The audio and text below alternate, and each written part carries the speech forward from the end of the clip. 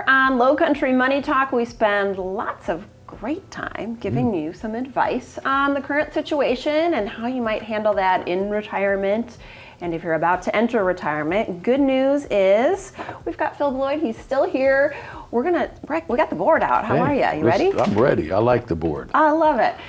We've had some folks, of course, want to know about Social Security. Sure. And of course, seniors hate the taxation part of Social Security. So let's unpack that a little bit for our viewers and how that works and what we can do about it. Okay, Jessa. First thing we have to do is find out how the government determines how much of your Social Security will be taxed. Yeah, it's sort of a mystery for me. So let's figure this out. Okay, so the IRS may call it provisional income, modified adjusted gross income, however you want to stage it.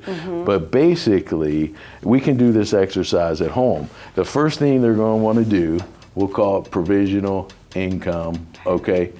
The first thing you want to do is you want to take half of your Social Security, and you want to write that down. Okay. So if you're receiving joint, we'll do joint today just for lack of time. So if we're receiving joint Social Security, both husband and wife or whatever it may be, you're going to write half that down. So if you're receiving $50,000 for provisional income purposes, $25,000 would go there. Okay. The next thing, any W-2s, any 1099s, any type of income, even interest income on municipal bonds even count. Okay. Any required minimum distributions, all of these numbers will count towards as your provisional income. Essentially, So, anything coming in. Got it. Let's say there's another 25,000, so then we're at like 50.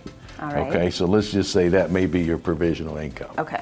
All right, you can do the exercise at home and figure out what your own numbers are, but basically almost everything that you bring in counts. Okay? It all counts. Okay. Right. Unfortunately. So that's the first step. Yeah. Okay.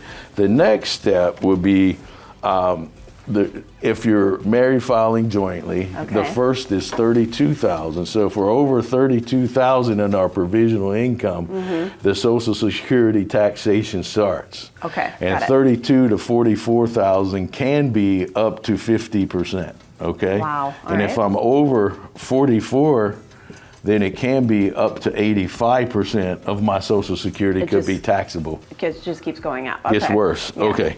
So in this case, on our example, we said we were getting, $40,000 in Social Security or whatever it may be. We'll say maybe 50 or yeah, just, you started with 50. Yeah. But all that wasn't Social Security. But anyway, right. That's how we determine, and it will be at that rate. The next thing we have to do, you see this? Yeah.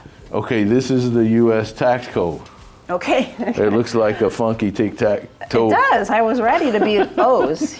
So we have a provisional tax code, or progressive, we'll say. I'm sorry, it's progressive. A progressive Some tax people call code. it regressive. Well, yeah, well. We'll say progressive. Okay. So what's that first rate married filing joint? Well, first, what's the exemption? Okay, the exemption for married filing jointly is 27.7. Okay, for 2023, so that means on the first 27,700, the rate's 0. Okay. Then we start working up the scale. What's the first percentage? All right, so the first percentage is 10%. Goes up to 22,000. Then the next. Then it goes to 12, which goes up to 89,450. Okay. Then we see a jump.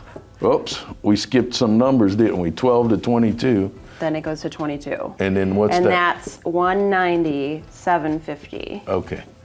197? 190,750. 750. Okay. Yeah. And then we go 24 and then on up. And, okay. Yeah.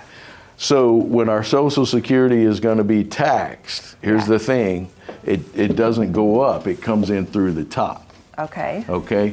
So whatever amount of we're running out of time, so I have to get into all that. Dive in. But whatever amount of my Social Security is taxable, whether it's 40,000 or 30,000 or whatever it is, will be taxed at my highest rate. So if my highest rate is 22%, then 40,000 in my example times 22%, that's how much I'm going to give back to the government of my Social Security. Wow. Yes. You might need to watch this back. I might need to watch this back. Okay, wow, that's interesting. Yes. Very interesting. Yes.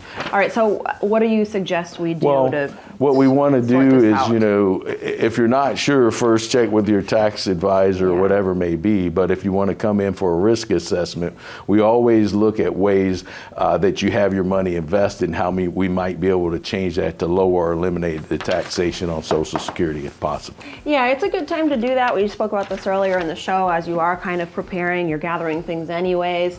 Go ahead and give them a call. There's no obligation to have everything. Take a look, sort through it. Make sure you're doing things that's going to be best for your financial picture, and call Rachel and the team for a no obligation meeting. It'll be good. And we also have one more segment for you that I promise will be good. Yes. Right? Absolutely. Okay, after the break. Stick with us.